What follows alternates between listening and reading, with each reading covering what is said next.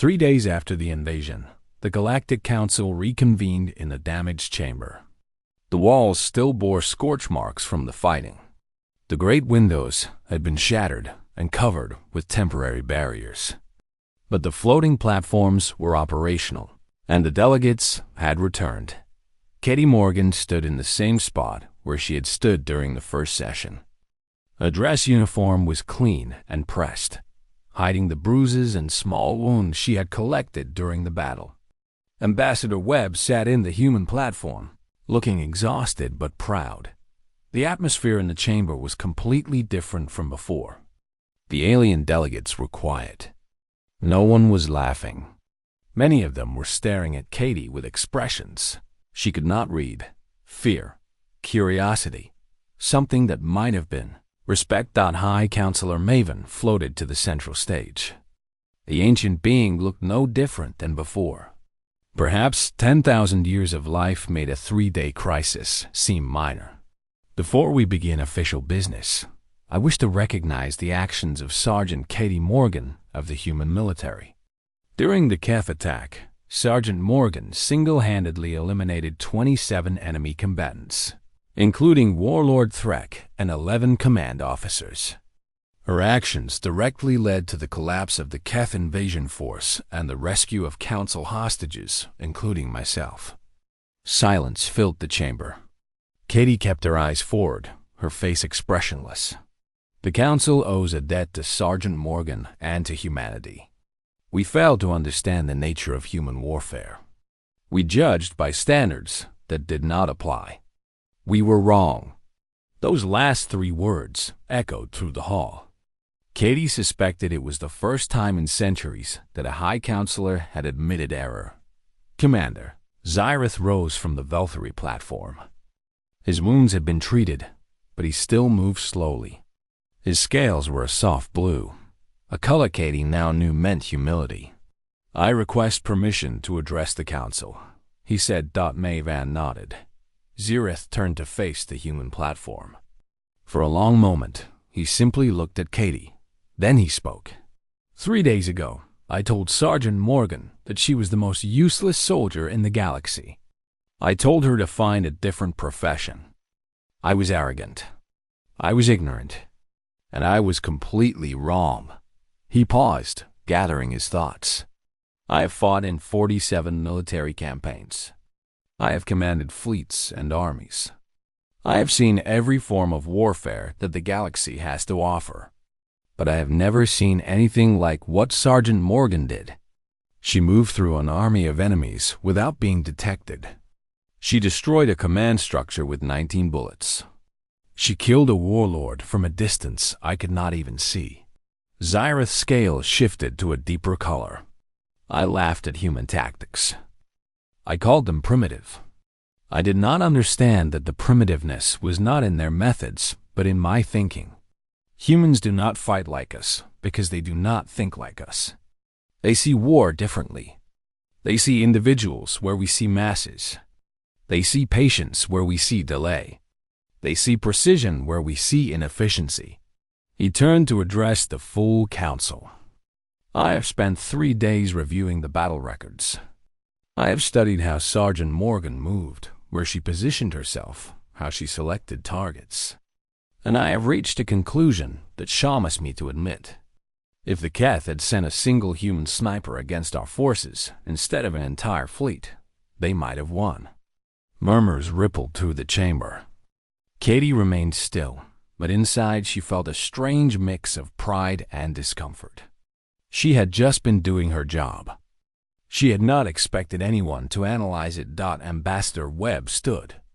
"High Counselor, the Velthory commander has spoken with honesty and courage. But I do not wish this moment to be about criticism or shame. Humanity did not come to the galaxy to prove ourselves superior.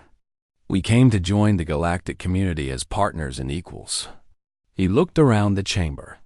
What happened on Vareth Prime was not a demonstration of human dominance. It was a demonstration of human difference. We think differently. We fight differently.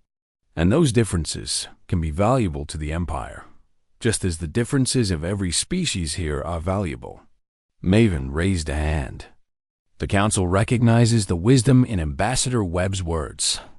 Humanity has demonstrated military capabilities that the Council failed to properly assess. I propose an immediate vote to reclassify humanity as a significant military power. The votes appeared on the central display. This time, the results were very different. 231 species voted in favor. 16 abstained. None voted against. The motion passes, Maven announced. Humanity is hereby designated a significant military power within the Galactic Empire. More votes followed. The Council approved human military advisors to train forces from other species. They approved joint exercises to study human small unit tactics. They approved a permanent human military presence on 3 major worlds. When the session finally ended, Katie remained at her post as the delegates departed. Many of them paused to look at her. A few nodded in acknowledgement. One species, creatures that looked like walking trees, actually bowed. Commander Zirith approached her last. He stopped a meter away and studied her face. "I have a question," he said. "During the battle, when you were killing my enemies and saving my life, did you think about what I said to you? Did you want revenge for my words?" Katie considered the question carefully. "No," she said finally. "I was not thinking about you at all. I was thinking about the targets, the distances, the wind. I was thinking about keeping the hostages alive. Personal feelings have no place in combat." Zyrith made a sound that might have been laughter or might have been admiration. "Humans are remarkable. You can set aside emotion and focus entirely on the task. That is perhaps the most frightening thing about you.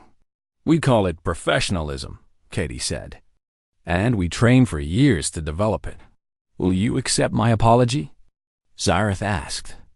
"For what I said before the attack." Katie nodded. "Accepted. But you should know that I was never offended. I have been underestimated my entire career. It stopped bothering me long ago." Ambassador Webb joined them. He had a small tablet in his hand. "Sergeant Morgan, the Imperial War Academy has extended an offer. They want you to create a training program for sniper operations. You would be the first human instructor in the Academy's history." Katie looked at the tablet, then at the damaged chamber around her. She thought about Earth, about the career she had built, about the life she had known. "I will do it," she said. "On one condition. Humans are treated as equals, not curiosities. Not primitive soldiers who got lucky once. Equals." Webb smiled. "I already made that clear." They agreed. 2 weeks later, Katie boarded a transport ship bound for the Imperial War Academy. Her rifle was secured in a case beside her. Her uniforms were packed. Everything she owned fit in 2 bags. Lucas Grant was staying on Verith Prime, assigned to the permanent human security detail. He had come to the spaceport to see her off. "Do you think they will really learn?" he asked. "The aliens, I mean. Do you think they will understand what we tried to teach them?" Katie looked out the window at the alien sky. 2 moons hung on the horizon, pale and strange. "Some will," she said. "Some will not. But at least they stopped laughing. At least they understand that there is more than one way to fight a war." The transport lifted off, carrying her toward the stars. Below, the capital city of Verith Prime grew smaller and smaller until it disappeared. The galaxy had laughed at human tactics. They had mocked the idea of snipers, of patience, of precision. They had called humanity primitive and useless. They were not laughing anymore. And Katie Morgan, the most useless soldier in the galaxy, was going to make sure they never forgot why. The explosion on the eastern side of the plaza was exactly what Katie needed. The Valkyrie survivors had found some kind of fuel storage and ignited it. The blast sent a column of fire into the sky and made every Keth in the plaza turn their heads. Katie began her work, Her first shot took down the officer closest to the hostages. He was mid-turn, looking toward the explosion, when the bullet passed through his skull. He dropped without a sound. The second shot came less than 2 seconds later. Another officer, standing on the steps of the council chamber, fell backward as if pushed by an invisible hand. The third shot was the hardest. The last officer had started to move, sensing danger even if he could not understand it. Katie adjusted her aim, led the target by half a meter, and fired. The officer stumbled and collapsed. 3 shots. 3 officers. Less than 8 seconds. The Keth guards were panicking now. They could see their leaders falling, but they could not see where the shots were coming from. Some of them fired blindly at nearby buildings. Some of them ran for cover. Some of them froze, unable to process what was happening. Katie did not give them time to think. She shifted her aim to the guards nearest the hostages and began firing. 1 shot, 1 kill. 1 shot, 1 kill. Her rifle was an extension of her body, moving smoothly from target to target without hesitation. Ambassador Webb saw what was happening. The diplomat tackled the nearest guard, knocking him to the ground. It was a clumsy attack, the move of someone who had never been trained to fight. But it worked. The guard was distracted for just a moment, and that moment was enough. Katie's bullet found him before he could raise his weapon. Commander Zyrith moved next. Despite his wounds, the Velthari warrior grabbed a fallen energy weapon and fired at the Keth around him. His shots were wild and inaccurate, but they added to the chaos. The guards did not know which direction to face. Enemies seemed to be everywhere. High Counselor Maven did something Katie did not expect. The ancient being raised their hands, and a wave of light exploded outward from their body. It was not a weapon, but it was blinding. The Keth nearest to the counselor stumbled backward, covering their eyes. In the confusion, the hostages scattered. They ran for the doors of the council chamber, for the cover of fallen debris, for anywhere that might protect them from the crossfire. Katie kept shooting, protecting their escape, putting bullets into any Keth that moved toward them. Her ammunition counter was dropping. 15 rounds. 12. 9. She had to make every shot perfect. Warlord Threk finally recovered from his shock. The Keth commander was screaming orders, trying to restore discipline to his forces. He was smart enough to stay behind cover, using a fallen pillar to shield himself from the unknown shooter. But he made one mistake. He grabbed the hostage. It was a small alien, one of the species that looked like floating jellyfish. Threk held the creature in front of him like a shield and began moving toward the council chamber doors. His intention was clear. He was going to use the hostage to force his way inside and continue the standoff. Katie tracked him through her scope. The warlord was careful. He kept the hostage between himself and every possible angle of attack. He moved slowly, checking every direction. He had realized that the threat was a sniper, and he was taking precautions. But he was thinking like someone who had never faced a sniper before. He was protecting himself from the angles he could see. He did not understand that a true sniper did not take obvious positions. Katie was not where he expected. She was not in the buildings directly overlooking the plaza. She was 600 meters away, shooting through a gap between structures that gave her an angle no one would have predicted. And from her position, the hostage did not completely cover Warlord Threk. She could see his left shoulder. She could see a small portion of his head. It was not enough for a kill shot, but it might be enough to stop him. Katie steadied her breathing. The world narrowed to just her crosshairs and that small target. She had 7 rounds left. She could not afford to miss. Threk kept moving. The gap in his protection appeared and disappeared as he walked. Katie waited. Patience was the sniper's greatest weapon. Patience and the willingness to take the shot when it mattered. 3 seconds. The gap appeared. 2 seconds. Threk shifted the hostage slightly. 1 second. His head moved into view. Katie fired. The bullet crossed 600 meters in less than a second. It passed through the gap between the hostage and the pillar. It struck Warlord Threk in the side of the head. Just above his eye, the warlord of the Keth Supremacy, conqueror of 12 worlds, commander of a fleet that had destroyed orbital defense grids and overwhelmed planetary armies, fell dead in the plaza of Vareth Prime, killed by one human with one rifle. The effect on the Keth forces was immediate and total. Their leader was dead. Their officers were dead. Their chain of command had been completely destroyed. Soldiers who had been fighting moments ago dropped their weapons and ran. Others fell to their knees in surrender. A few tried to reach their drop pods to escape, but the Velthari survivors cut them off. Katie slumped against the wall of her position. Her hands were shaking now that the adrenaline was fading. Her shoulder ached from the recoil of so many shots. Her eyes burned from staring through the scope for so long, but it was done. The hostages were safe. The invasion was broken. She had 6 rounds left. Lucas Grant found her 20 minutes later. The young soldier had disobeyed her orders and followed her path through the city. She should have been angry, but she was too tired. "Is it over?"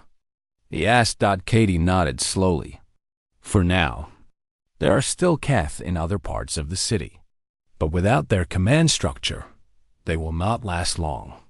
Lucas looked at her rifle, then at the distant plaza where Keth bodies lay scattered.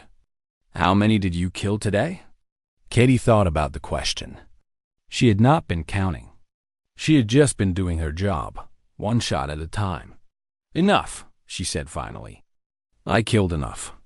They made their way down from the building and toward the council plaza. The fighting was over. The fires were beginning to fade. And somewhere in the distance, Katie could hear the sound of Imperial reinforcements finally arriving. Too late to fight. Just in time to see what one human sniper had done. Katie Morgan became a ghost. She moved through the burning city like smoke, appearing nowhere and everywhere at once. The Keth never saw her. They only saw their officers fall one after another, killed by a weapon they could not find and an enemy they could not understand. She left. Lucas in the building overlooking the plaza with strict orders to stay hidden and watch. If she did not return in 3 hours, he was to find any surviving human personnel and retreat to the embassy. The young soldier protested, but Katie silenced him with a look. This was not a job for 2 people. This was a job for her alone. The sun had risen over Vareth Prime, casting long shadows between the damaged buildings. Katie used those shadows like a cloak. She climbed through broken windows, crossed rooftops, and crawled through debris. Her rifle was always ready. Her eyes never stopped moving. The first officer she killed in daylight was standing on a balcony, surveying his troops below. He was pointing at buildings, giving orders, feeling completely safe 3 stories above the street. Katie shot him from 400 meters away, through a gap between 2 burning vehicles. By the time his body hit the ground, she had already moved to a new position. The second officer was harder. He was smart enough to stay inside a building, coordinating his soldiers through a communication device. But he made the mistake of standing near a window. Katie waited 11 minutes for him to move into position. When he did, she took the shot. The window shattered, and the officer fell. The Keth were beginning to panic. She could hear them through the broken walls and open windows. Their language was harsh and clicking, but she did not need to understand their words to hear the fear in their voices. They were calling for support. They were demanding to know what was happening. They were asking who was killing their leaders. No one had an answer. By midday, Katie had eliminated 9 officers. The Keth forces in the western section of the city had completely lost coordination.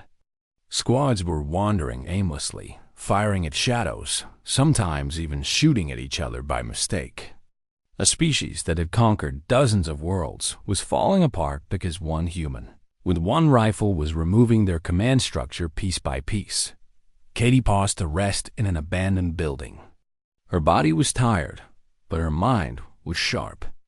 She drank water from her canteen and ate a nutrition bar from her vest. She had maybe 20 rounds left. She needed to make each one count. Her communication unit buzzed. She pressed it to her ear. "Sergeant Morgan, this is Ambassador Webb. Are you still alive?" "Still here, Ambassador. What is your situation?" "The Keth have breached the outer doors of the council chamber. They are threatening to execute hostages if we do not surrender. Commander Zyrith is here with us. He's wounded but alive. High Counselor Maven is also present." Katie felt cold. "How much time do we have?" Warlord Threk announced that he will begin executions in 2 hours. He wants the remaining defenders to surrender. He wants to broadcast our deaths across the galaxy. 2 hours. Katie looked at her rifle. She looked at her ammunition. She thought about the distance to the council plaza and the number of enemies between her and the hostages. "I will be there," she said. "Keep everyone calm. Do not provoke them." "Morgan, there are too many. Even for you. Perhaps we should negotiate." "There is no negotiation with people who take hostages. There is only rescue or death. I choose rescue." She ended the transmission and began moving.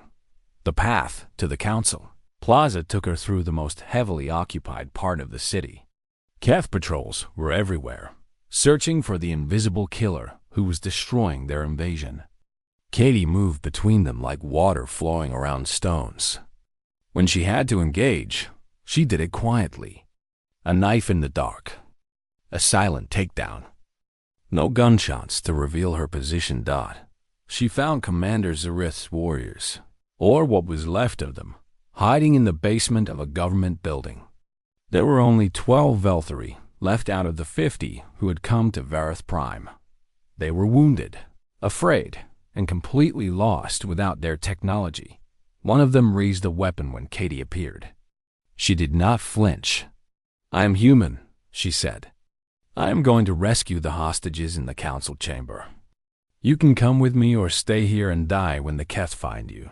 The Velthari looked at each other. Their scales were shifting colors rapidly, showing their confusion and fear. "You are one soldier," one of them said. "There are hundreds of Keth around the council building."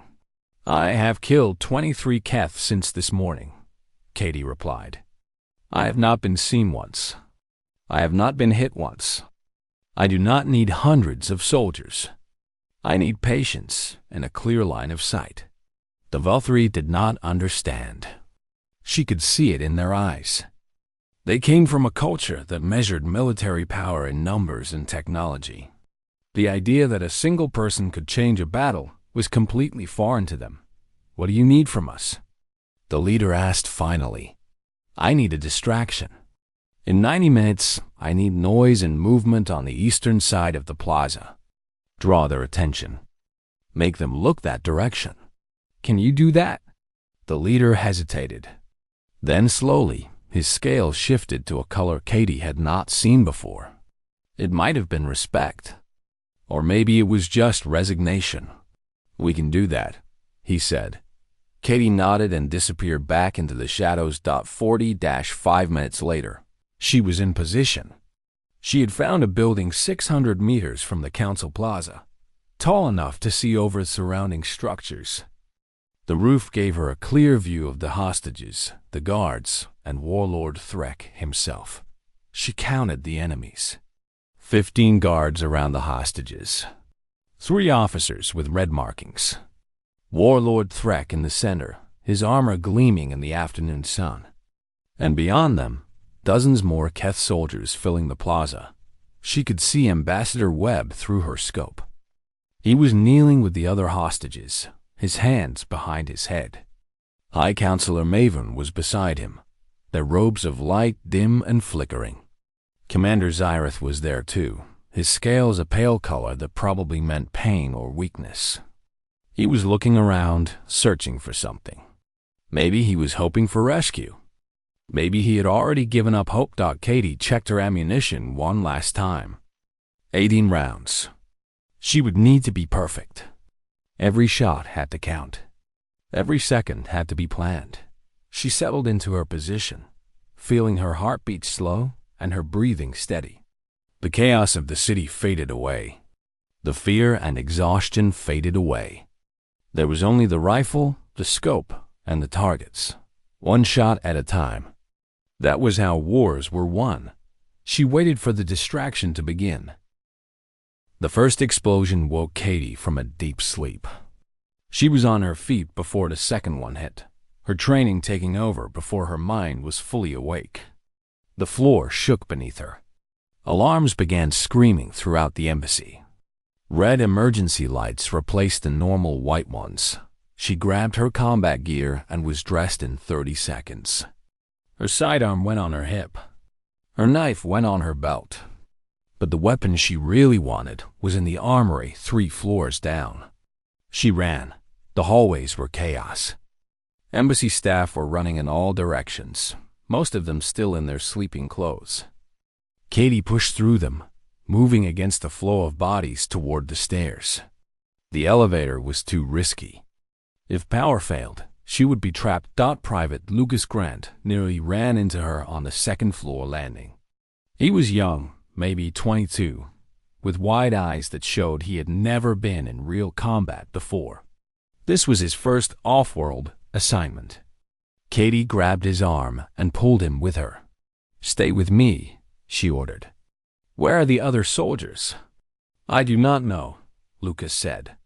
His voice was shaking. "I was in the recreation room when everything started." The windows blew in. There was fire everywhere. They reached the armory. The door was reinforced steel, designed to survive exactly this kind of attack. Katie entered her code and pressed her palm against the scanner. The door slid open, and she felt a wave of relief wash over her. Her rifle was there, waiting for her. It was a precision weapon, custom-built for her hands and her eyes. The scope could see heat signatures through walls. The barrel was designed for accuracy at distances most soldiers could not even imagine. She had carried this rifle through 4 conflicts on Earth. It had never failed her. She grabbed extra ammunition, a communication unit and a tactical vest. Lucas took a standard assault rifle and looked at her for guidance. "What is happening?" he asked. Katie moved to a window and looked out. The sky was full of fire. Ships were falling from orbit, not gracefully landing but crashing in controlled descents. Drop pods were hitting the ground all across the city. In the distance, she could see the tall spire of the Galactic Council building. Smoke was rising from its base. "Invasion," she said simply. "Someone is attacking Vareth Prime." Her communication unit crackled to life. Ambassador Webb's voice came through, distorted by static but recognizable. "All human personnel, this is Ambassador Webb. The Keth Supremacy has launched an attack on the capital. The orbital defense grid is down. Local security forces are not responding to communications.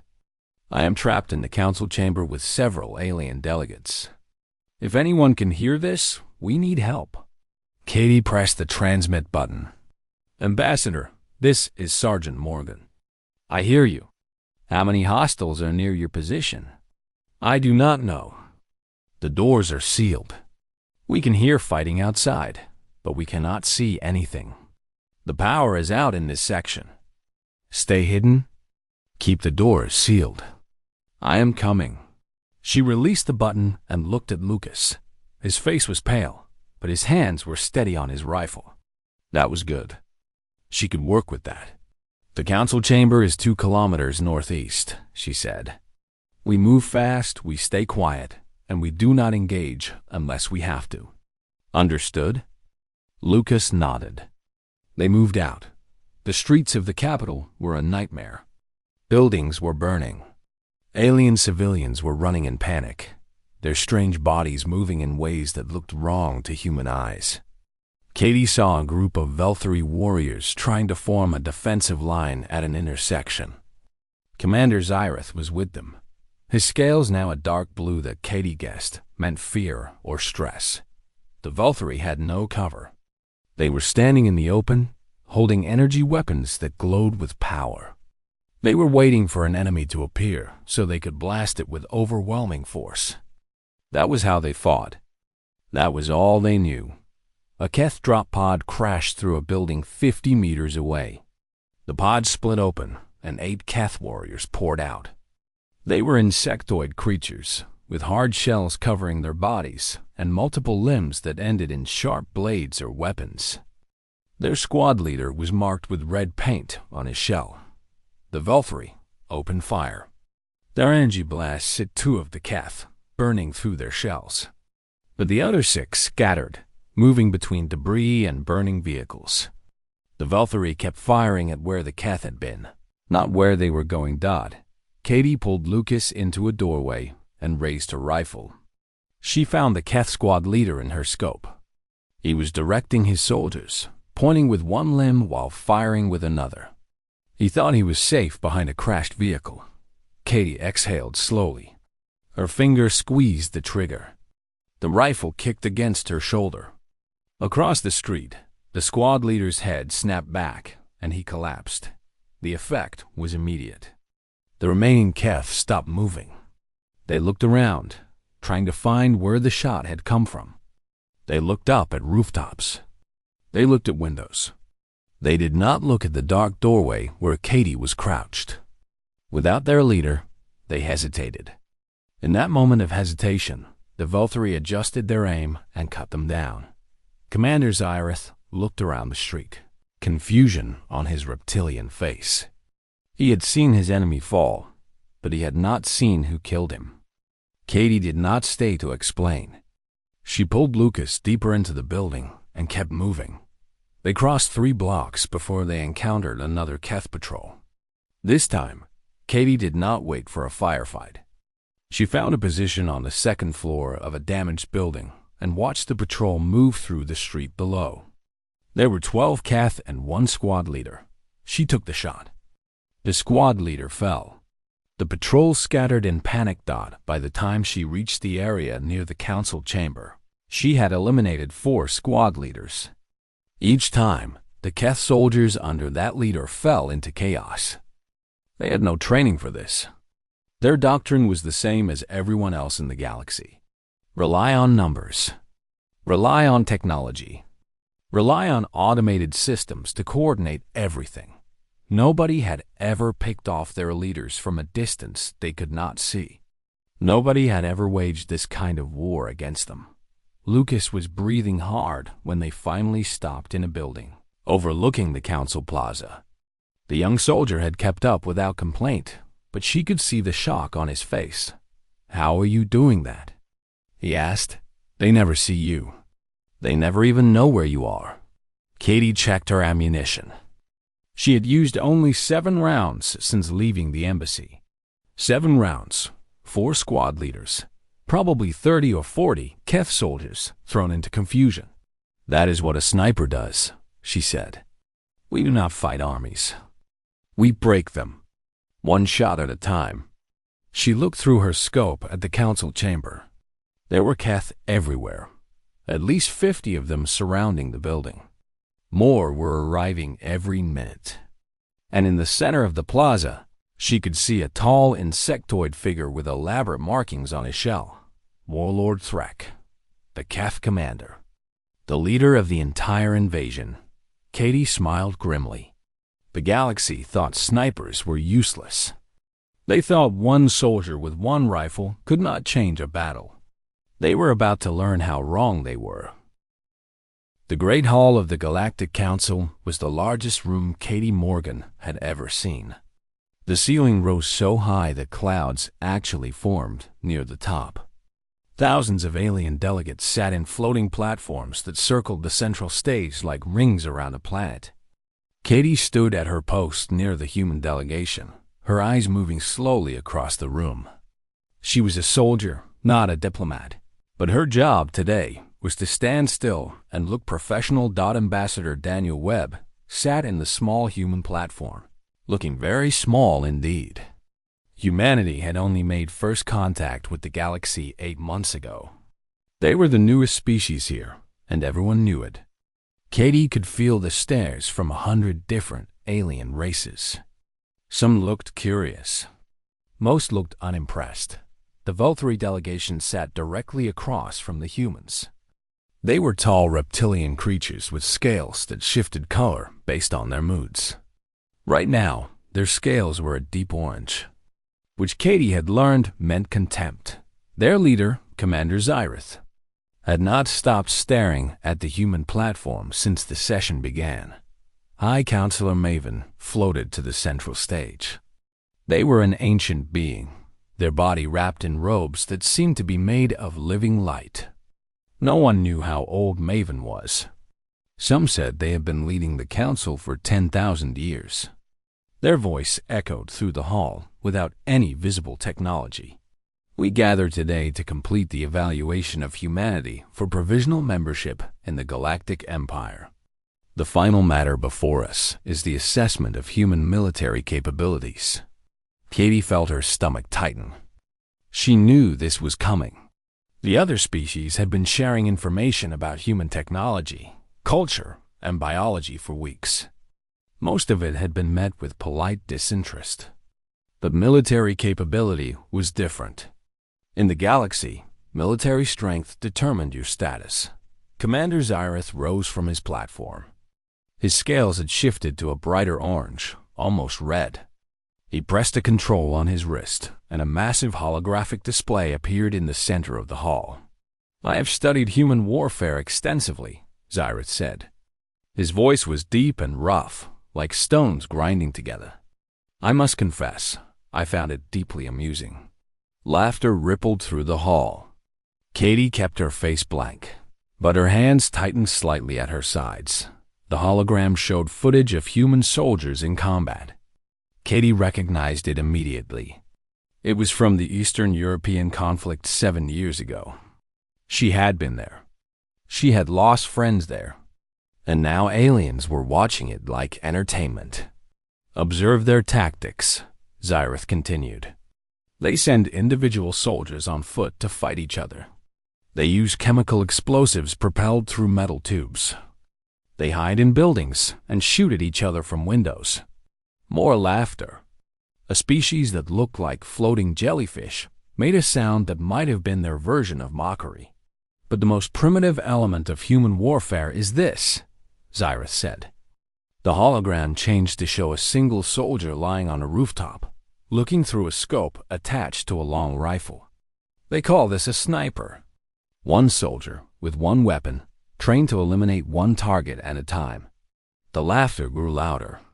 Katie watched the hologram of the sniper and felt a cold anger building in her chest. That was her specialty. That was what she had trained for years to master.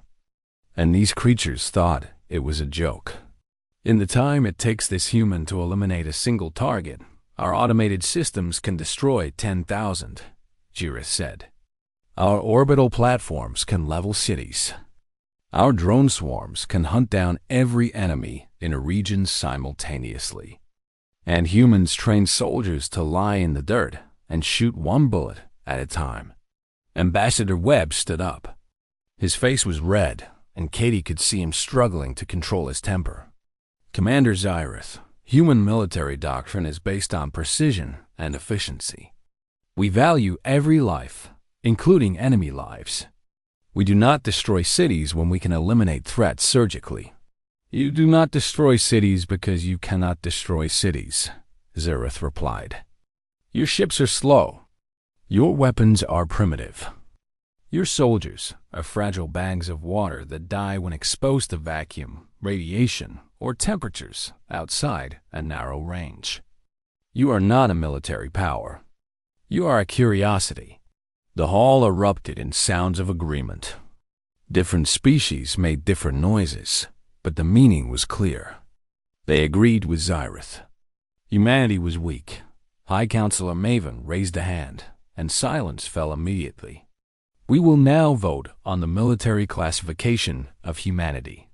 The options are significant power, moderate power, minor power, or non-military species. Katie watched the votes appear on the central display. The results were humiliating. Out of 247 voting species, 219 voted to classify humanity as a minor power. 23 voted for non-military species. Only 5 voted for moderate power. Not a single species considered humanity significant. Ambassador Webb sat down slowly. His shoulders were slumped. 8 months of diplomatic work, and this was the result. Humanity would be treated as children in a galaxy of adults. The classification is recorded, Maven announced. Humanity is hereby designated a minor military power with limited strategic value. This concludes today's session. The alien delegates began to disperse. Katie remained at her post, watching them go. Commander Xyrith walked past the human platform and paused. He looked directly at Katie, his reptilian eyes cold and dismissive. "You are a soldier?" he asked. "Yes," Katie replied. "What is your specialty?" Katie met his gaze without blinking. "I am a sniper."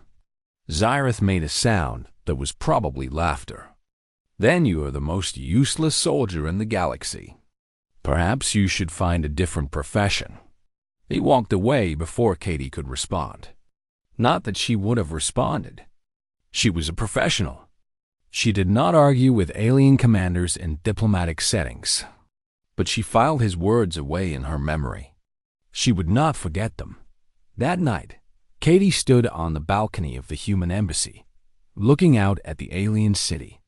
The buildings were strange shapes, designed for species that did not think like humans. The sky had 2 moons, both smaller than Earth's moon. Everything felt wrong and unfamiliar. Ambassador Webb joined her on the balcony. He looked tired and defeated. "I am sorry you had to witness that," he said. "I know what snipers mean to the military. I know the skill and dedication it requires." Katie shook her head. "They do not understand. They have never faced a sniper. They have never known what it means to have their officers picked off one by one from a distance they cannot see. They think warfare is about numbers and technology. And what do you think warfare is about?" Webb asked. Katie was quiet for a long moment. "Warfare is about will. It is about making your enemy afraid to move, afraid to lead, afraid to fight. Technology helps. Numbers help. But in the end, wars are won by breaking the enemy's will to continue." Webb nodded slowly. "I hope we never have to prove that to them." But the galaxy did not care about hope. Far away, in the dark spaces between stars, a fleet of ships was gathering. The Keth Supremacy had been watching the council session. They had seen the pathetic humans mocked and dismissed. They had seen the security forces of Vareth Prime, dependent on their automated systems and orbital defenses. And they had seen an opportunity. The attack would come in 12 hours. And everything the galaxy thought it knew about humanity was about to change.